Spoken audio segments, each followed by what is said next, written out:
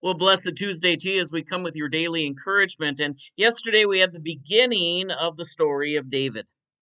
Now, there was only one person that had faith in the camp of Israel, and that was David, who was the weakest, probably the smallest, if not the tiniest of the Israelites. But he had a faith greater than his stature and size.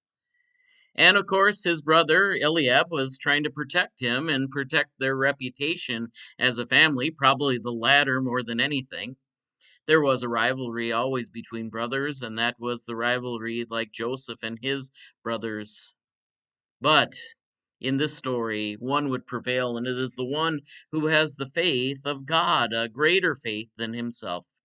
And so we read today from 1 Samuel chapter 17, the story of David and Goliath. And it's a reminder that just as David conquered the great giant Goliath, so Jesus conquered sin, death, and the devil. We're going to be talking this week about people with greater faith in their stature than their seeming ability, and how that relates to living this Easter life. Beginning with verse 31, when the words that David spake were heard, they repeated them before Saul, and he sent for him. David said to Saul, let no one's heart fail because of him. Your servant will go and fight with the Philistine. Saul said to David, you are not able to go against the Philistine to fight with him. You are just a boy, and have been and he has been a warrior from his youth. But David said to Saul, your servant used to keep sheep for his father, and whenever a lion or a bear came and took a lamb from the flocks, I went in and struck it down, rescuing the lamb from the mouth.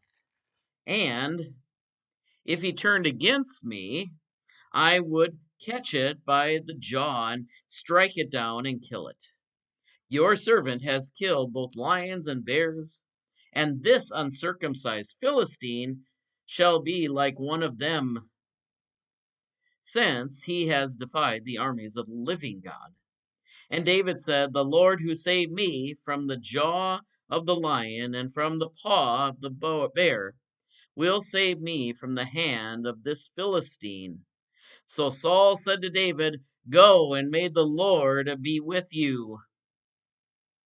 Now Saul was clothed, David, with his armor, and he put on bronze helmet and his head, and clothed it with him, and a coat of mail. David strapped in Saul's sword over his armor, and he tried it in vain to walk, for he was not used to them. When David said to Saul, I cannot walk with this, for I am not used to them. So David removed them, and when he took his staff in his hand, he chose 5 smooth stones from the wadi, and put them in a shepherd's bag, in the pouch.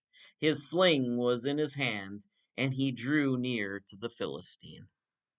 We're going to stop right there today, but the answer, of course, is how could David, little David, do up against the great big Goliath? He wasn't even going to rely on the armor that Saul had even provided for. Of course, you might even wonder what's going through Saul's head. Later on, Saul would grow jealous of David and realize that David was an usurper to his throne, which of course he would take. He would take Saul's daughter as one of his wives, his many wives, not as many as his son Solomon, but there would be a new king, a new ruler, and it was not based on stature. A lot of times when this is depicted is that Saul was that much bigger and that someone who was of short stature wouldn't have been able to fit in his armor, let alone just walk in it. But David had something stronger than armor. He had stronger than any weapon known to all. He was good and cunning at his weapon of choice, and that was his sling with 5 smooth stones, as it says. Now, we'd probably say that's ridiculous. No one can survive that. But as you know, with our analogy to Jesus that we have in reading these stories after Easter, one might argue, what type of weapon did Jesus use to conquer sin, death, and the devil? Jesus was by far not an expert in the law, even though he would challenge people. He did not have those credentials. Jesus also was not one who called the angels, even though we might believe that he had the angels at his disposal. You saw those mocking cries. You heard them on Good Friday. Hey, Jesus, why don't you call the angels to come down and rescue you and us?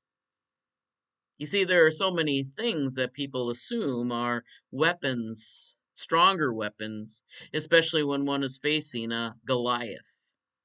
But the greatest weapon, and the only weapon that was worth, is the trust in the Lord. The trust in the Lord that David had. Notice how he talked about all of his many conquering of lions and bears and other animals that would attack the flock. Very heroic acts. But David doesn't go to his own strength, he goes into his trust of the Lord. That's one thing I know that I have gone back to over these years in my position and my gifts and giftings.